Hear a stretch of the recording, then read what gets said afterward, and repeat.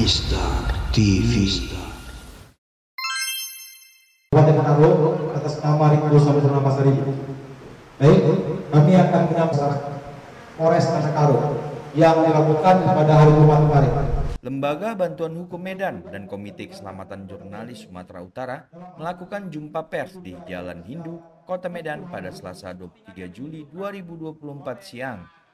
Hal ini terkait adanya kejanggalan saat rekonstruksi perkara kasus pembakaran rumah yang menewaskan wartawan Tribrata TV, Riko Sampurna Pasaribu, dan 3 keluarganya pada bulan Juni yang lalu. Dihapuskan. Di mana pertemuan ini Kompuhab menunjukkan posisi. Rekonstruksi yang digelar pada Jumat 19 Juli 2024 lalu dianggap tidak utuh dan tidak transparan. KKJ Sumut dan LBH Medan menilai ada sejumlah kejanggalan dari 57 adegan yang diperagakan di 6 lokasi kejadian. Oleh karena itu, LBH Medan sebagai tim kuasa hukum KKJ Sumut menyebutkan rekonstruksi ini justru adalah drama, seolah rekonstruksi bertujuan menghilangkan peran Koptu HB yang diduga terlibat dalam pembakaran itu. Oke, dalam komunikasi tersebut dilanjut kembali. Aku nggak ada masalah sama Pasaribu, kata pimretnya. Selain itu, KKJ Sumut juga menyayangkan sikap Polda Sumut yang seakan menutup rapat keterangan detail rekonstruksi itu. LBH Medan dan KKJ Sumut menyatakan sikap dan mendesak pihak kepolisian untuk mengusut tuntas kasus pembakaran rumah jurnalis Tribrata TV di Kabupaten Karo.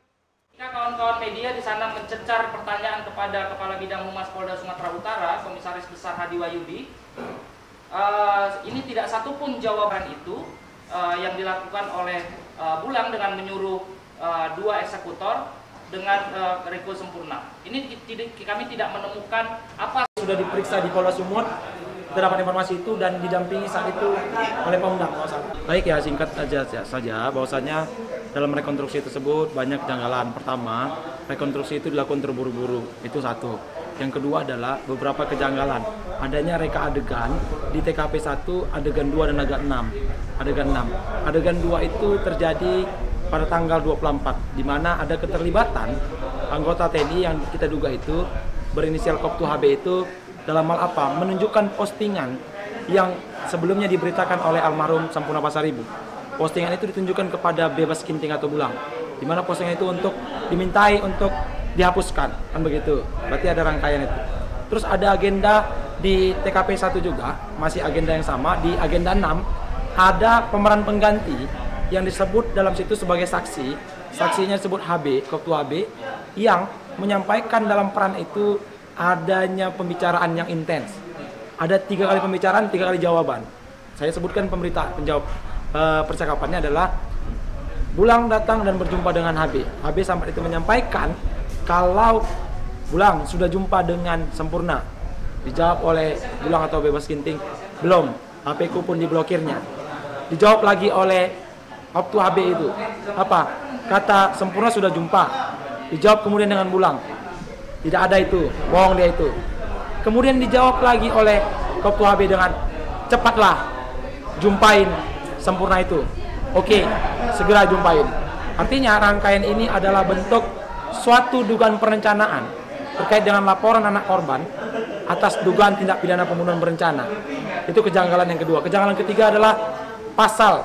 Dalam rekonstruksi masih juga ditetapkan pasal 187 ayat 3. Yang artinya pasal tersebut tentang pembakaran yang menghilangkan nyawa orang lain. Padahal ada 2 anak korban di situ. Korbannya anak. Harusnya ada undang-undang perlindungan anak. Dan kami telah membuat 2 laporan. Maksudnya 1 laporan di Polda tentang pembunuhan berencana dan di Pomdam 1 Bukit Barisan tentang pembunuhan berencana.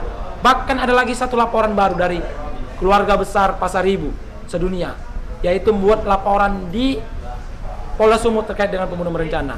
Parahnya, laporan yang ada di Polda semua itu dialihkan, dugaannya dialihkan, kalau kami dialihkan atau dilimpahkan ke Polres Tanah Karo.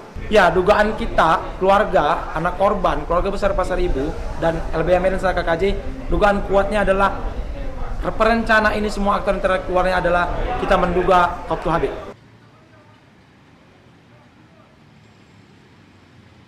Dari Medan, Sumatera Utara, Wahyudi dan Vicky melaporkan untuk Mistar TV.